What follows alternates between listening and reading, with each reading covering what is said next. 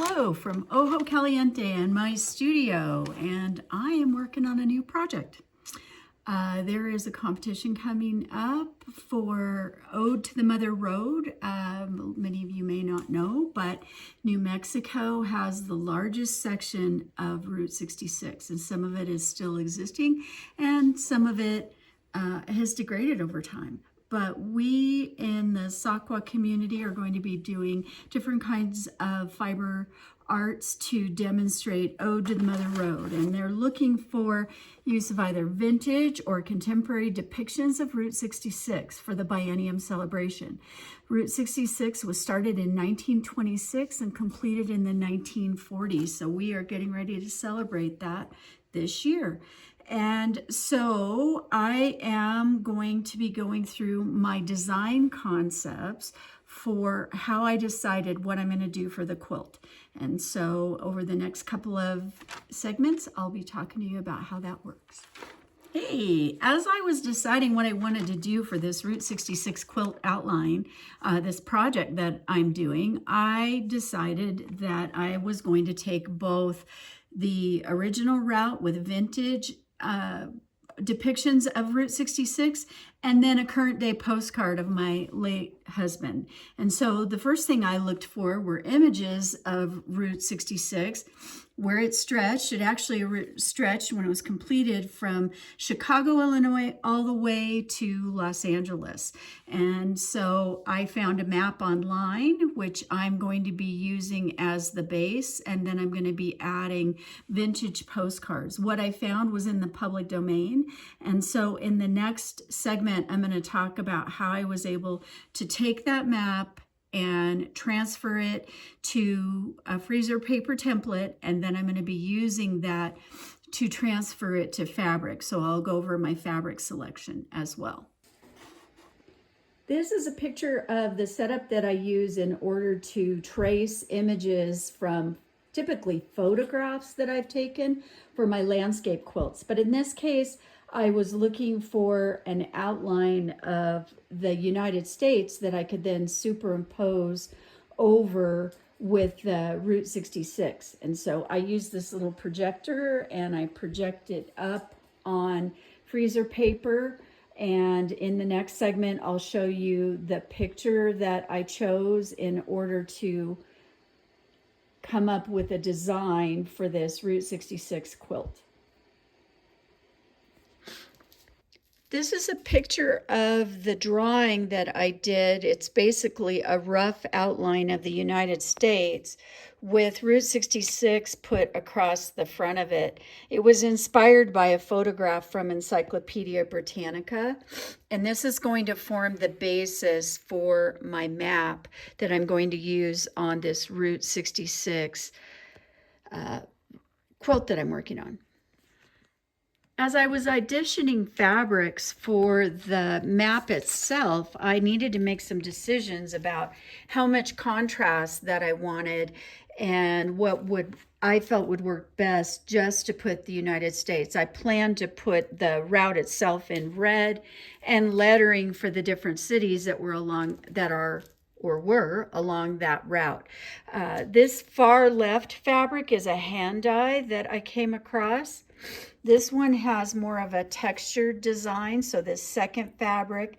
This third fabric I liked, but it's a little busy with the print. And while I like this last fabric here, I think that that would take away from the overall design concept. So ultimately, I chose this hand dye, which is a gray fabric, and that's the fabric that the map will be traced on. In choosing the fabric for the background that the map is going to be on and that the postcards, the vintage postcards are going to be on, I looked at these three fabrics. I'm very drawn to this fabric in the center because I really like sunsets and I like the vibrancy in the one on the right. However, I decided that the best match would be this blue to dark blue ombre because it would provide a better backdrop.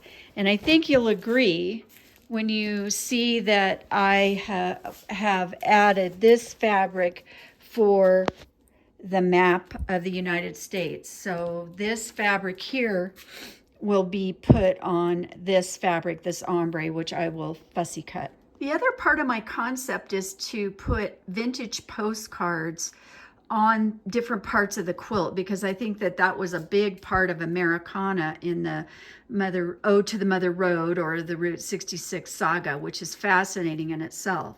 And so these are the postcards that I found that were in the public domain. They've been printed on transferable fabric using my laser printer. This is a photograph of my late husband when we took a trip along Route 66. So that represents today's route on Route 66, which goes through a large part of Arizona and New Mexico. And because I'm from the land of enchantment, I wanted to put a vintage postcard that has the symbolism of the Zia symbol, which is very important in our state. So that's how I chose what I'm doing for the vintage postcards. This shows how I'm going to take the caterpillar, and you can see, I can see the outline of my United States map behind the fabric. I've overlaid it with the hand die that I'm going to use, and I'm going to be using this template to be able to trace with an erasable pen on the fabric the outline of my map, and that will form the next process to get the outline of my map. I'll cut it twice. I'll cut it once in this fabric and once in a muslin, and then I'll fuse the two together so that I don't have any of the background showing through where the map is going to be. Well, we're back in the studio, and I'm moving forward on my Route 66 quilt. And so today has been a day of doing prep.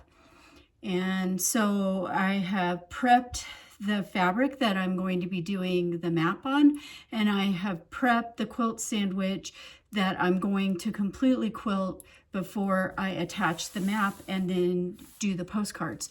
So let's take a look at what I've accomplished. So as you can see here, I have taken that really wonderful grayish taupe hand die that we had, and I have spray basted it to a piece of muslin. And the next thing I'll be doing is tracing the outline of it using my Caterpillar Premium to get the design down, and that will show me what my cutting outline is going to be, and also the stitching within.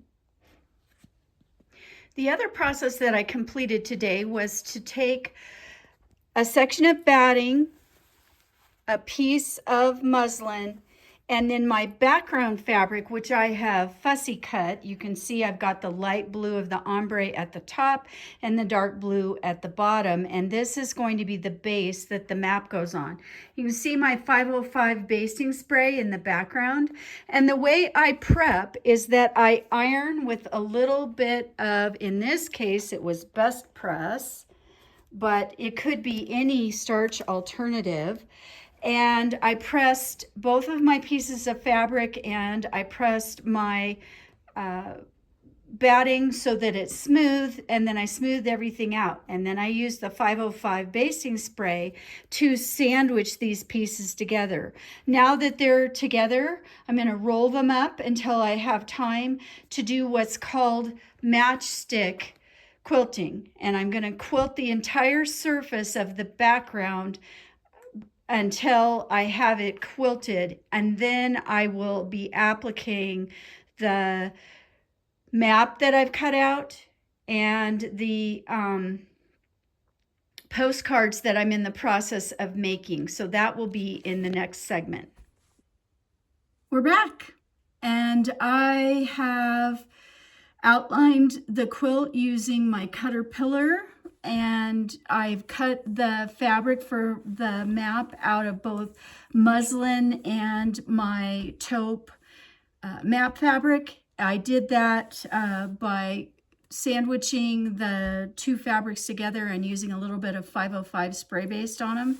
Worked great, got it all traced out, so now I have the basic outline. And then I quilted the background fabric that I'm going to be using, as you recall, is the blue ombre.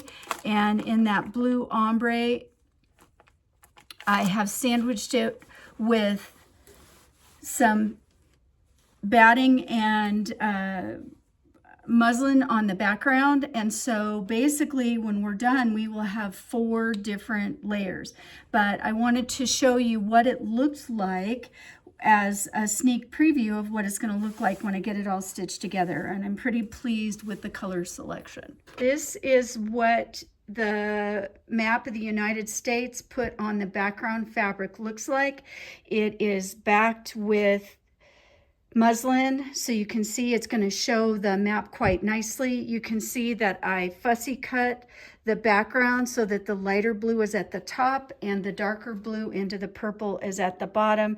And so the next step will be to do some very fine quilting, putting the quilt sandwich together, and then we'll work at assembling the postcards and the map over the top.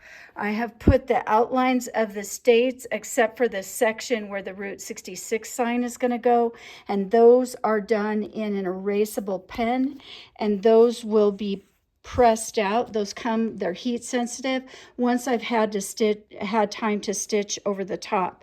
And then the route of Route 66, which will basically go through here, is going to be done in red with the names of the different cities lettered. And so we'll also have postcards in the bottom corner here and the upper left. So that is where we're at on this Route 66 project. We're back, and I'm continuing to work on my Route 66 quilt. I have been doing prep all morning long on the postcards. I use a technique that Bonnie Sabel, who wrote Perfect Postcards probably 15-20 years ago, to do quilted postcards. And so I've been in the process of cutting all of my material and getting everything set up to be able to do that. And so I'm going to show you what I've cut and put together in this next segment. So this is the view of all the different parts I've put together, which I'll highlight here in just a minute in order to create the quilted postcards. And so this stack here is batting that will be used to put on either side in order to pad. This is a Peltex, and it's a Peltex frame. So in Bonnie's technique, you use the Peltex frame so that you don't have as much bulk, and it helps you get a very nice crisp edge when you go to finish the outside edge. You can see that I have created a background. This is a rubber stamp that I have with postcard on it, so it looks like a real postcard. If we were to stamp it, these postcards could actually be mailed. If you put any embellishments on them, you'll want to have them hand stamp it, but it can be mailed. And on the back of each of these postcard backgrounds, I have put a stabilizer, a fusible web that will be ironed on as I assemble all of it together. This just shows you, this was the center that I cut out of the frame. I cut each of these pieces 4.5 by 6.5, which is a traditional postcard size. This will be for fused to the very front of each of these postcards that I've created. And you can see now that I have now trimmed each of our 4 postcards out. In order to do the final trimming on this particular part of the project, I will be using my Caterpillar swivel, which is very nice to be able to swivel around and cut to size. So that's how I will be trimming down to size in order to get the postcards. So now you can see that we are going to be quilting the background that we put together, which is muslin, batting, and this background fabric that our map is going to be superimposed over. On my Bernina, I'm using a walking foot. You can probably see that with actually a quilt guide, and that will help me lay down a grid. I'm going to start with a 1-inch grid back and forth, and then I will be dividing that down over time so that I have a very narrow, probably about 1/4 inch finished quilting on the top of this surface design. A couple of things to note: when I use my walking foot on my Bernina, I always attach the quilt guide, and I make sure that I move from my center registration mark, which I've already sewn, to the left so that the bulk of the quilt that I'm quilting is on the left-hand side, not bunched up underneath the harp of the machine. I'm using a Jean 7010 needle. It's my favorite for this type of work. I'm using monofilament in both the bobbin and in the top thread. Monofilament can be a little hairy to use, but I find that it gives me a nice clear set of indentions into the fabric or surface design in the fabric, but it doesn't distract by putting colored thread on. I'm using my monofilament. I always use it on a thread stand, and I have put monofilament in the bobbin of my machine. If you're going to use monofilament in your machine, you need to use a very low setting when you're winding the bobbin, or you need to hand wind it. And so I have set up using my seam guide to determine that my quilt guide is 1 inch out from my center registration mark, and I'll continue to stitch this direction and then turn the quilt until I have a 1 inch grid across the surface. So now we've assembled the postcards and we're doing the last step. I assembled each of the postcards as I showed, and I have now stitched around the outside of the Z assembled postcard. So you can see that it is all finished and ready to go now. I have this other postcard underneath the sewing machine, and I'm going to set this off to the side, and I'm going to talk about the process for doing the edge. The way you get that nice crisp edge is that first you do one zigzag, a wider zigzag all the way around the outside, and I'm going to do that right now. As soon as I have completed that, I will take it off the machine and show you what it looks like. And then we will go around the outside of the postcard 2 more times with a dense satin stitch, which gives it that nice finish. But what this first pass does is it gets the postcard put together, and you'll notice I'm using my knee lift. If you've never used a knee lift, it is great. It's like having a third hand. And so we're now going around the bottom end of the postcard. What enables it to be such a nice sharp corner, and this is Bonnie Sabel's technique, is using that Peltex on the inside forms a great edge to be able to stitch over. The idea is that you're overcasting over the edge to create your foundation for the next 2 layers of satin stitching. So I'm going to turn it for this last corner, and then I'm going to pull it off the machine, cut my thread, and show you what I did and how that worked to stabilize the different layers that we put together.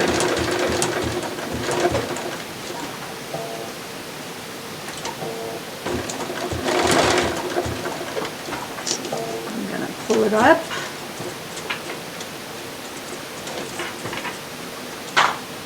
Trim it off the machine.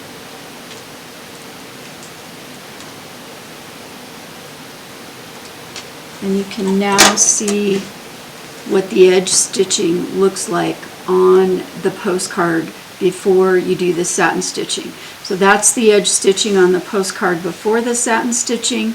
This is the edge stitching on the other postcard. You can see how smooth and finished that is. And so I'm going to put my previous postcard back under the needle. I'm going to turn the stitch width down as narrow as I can make it for a satin stitch, and I'm going to satin stitch around the outside of the postcard 2 more times. And that's it. Hello once again from Ojo Caliente, New Mexico. We are on our final segment of the quilt project I've been working on, Ode to the Mother Road, a tribute to Route 66. And so you can see the quilt in front of you here.